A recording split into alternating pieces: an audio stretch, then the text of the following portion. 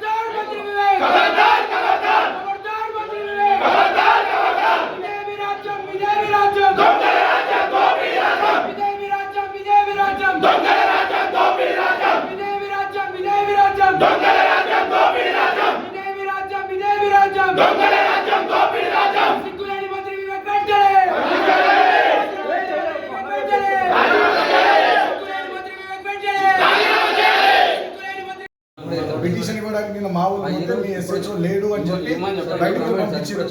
చెప్పండి, మేము చేయడానికి సిద్ధంగా ఉన్నాం. మీరేం చేస్తారండి? మొత్తం ఏకపక్షంగా చేస్తారు. మనుషులు అయిపోయారు మీరు. విశాఖ ఇండస్ట్రీస్ కంపెనీలో పనిచేసే ఎంప్లాయీస్ దగ్గర పనిచేస్తున్నారు మీరు. అంత జిల్లా అధికారి యంత్రాంగం మొత్తం కలెక్టర్ కుమార్ దీపక్ నుంచి మొదలుకొని మీ ఎస్ఐ రామకృష్ణాపూర్ శ్రీధర్ అంటూ దాకా మీ ఎంఆర్ఓ కూడా అంతే ఉన్నారు. ప్రతి ఒక్కరు అంతే ఉన్నారు.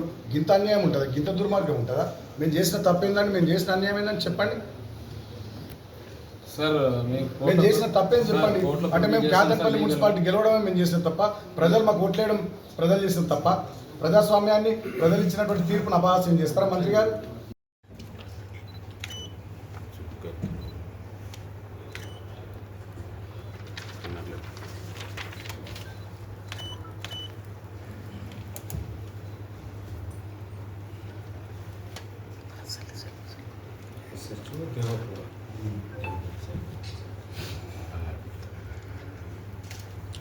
పోలీసు వాళ్ళ మీద, కాంగ్రెస్ వాళ్ళ మీద బండరాలతో కొట్టామట మనం.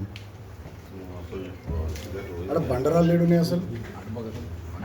బండరాలు కాంగ్రెస్ వాళ్ళ దిక్కున్నాయి, వాళ్ళు వేసిన వాళ్ళు సరే. మాకు అర్థమైంది, నన్ను జైల్లో పెట్టాలి. మీ మంత్రి కేతన్పల్లి మున్సిపాలిటీలో ఎట్లా చేసి మా వాళ్ళని బెదిరించో భయపెట్టో ఏదో ఒకటి చేసి అది గెలవాలి అంతే కదా. అదే కదా కోఆపరేట్. మళ్ళా మమ్మల్ని కోఆపరేట్ చేయమంటారు. దాంట్లో మేము కోఆపరేట్ చేసేది ఏముంటుందండి? నాకు అర్థం కాదు.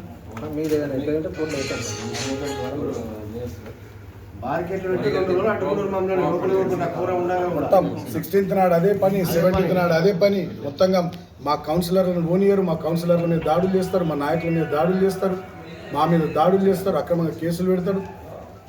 మొత్తం మంత్రి గారి గుండా రాజ్యం అయిపోయింది. ఇలా మంత్రి రౌడీ, ఆయన కొడుకు రౌడీ, వాళ్ళు రౌడీ, గుండాలో ఇవాళ మమ్మల్ని అంటున్నారు.